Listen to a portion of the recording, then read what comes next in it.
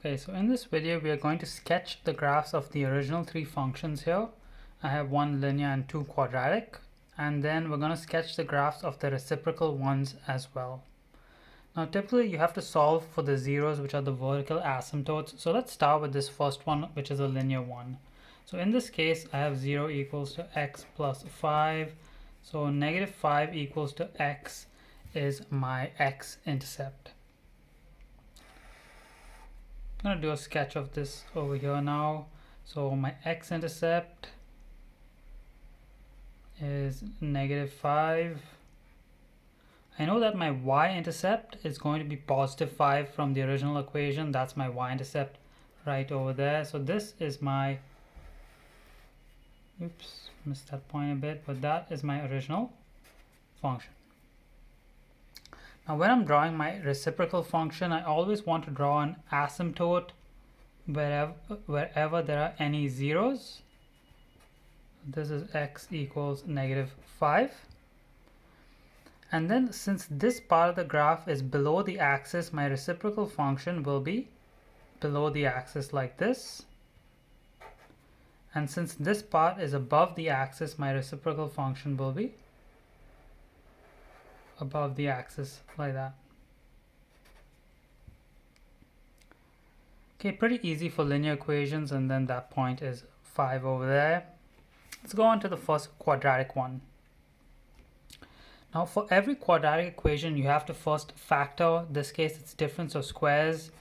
So that's going to be x plus 3, x minus 3. So x equals to negative 3 and x equals to 3 are my zeros and my vertical asymptotes. So let's sketch this one out. Negative 3, 3, and then it's a positive quadratic function. So that means it's going to be U-shaped.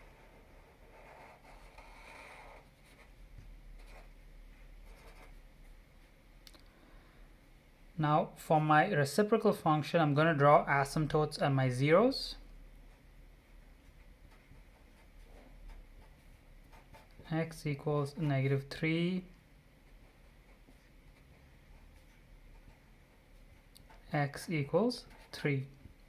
And my vertex over here, if you again look at the original equation, you can tell that your vertex is just your C value, which is negative 9. Okay, now if I look at the left side over here, it's above the axis, so it's just going to be like that. It doesn't touch the axis. In the middle here, it's U-shaped and below the axis, so it's going to flip to N-shaped. Now if you want to find out whether the graph goes above or below this point, you just have to do 1 over negative 9 in your calculator.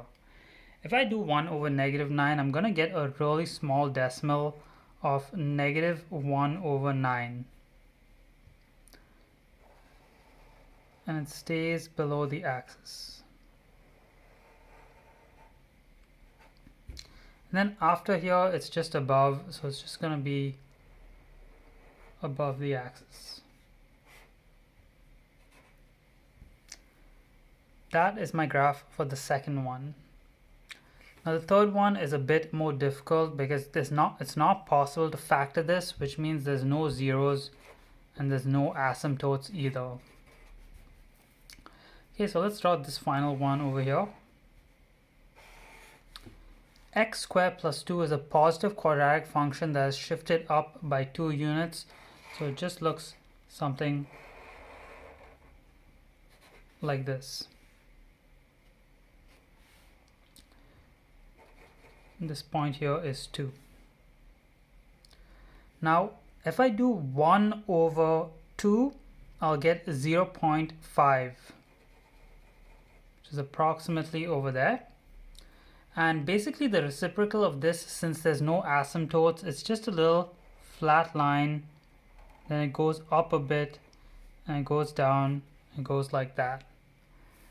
Not the best diagram. I'm going to actually draw it again over here with a bit more expansion.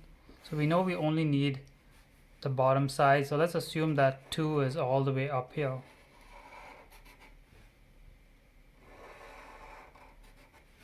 0.5 will be somewhere approximately here. So what you'll have is you'll have something that's really low, then it just comes like that, comes back down, and it stays close to the axis. And this is 0.5. So that's a bit more of an accurate sketch. With the first one, the scale was a bit too difficult to fit it in. But this is the shape of a quadratic function that has no zeros and no vertical asymptotes.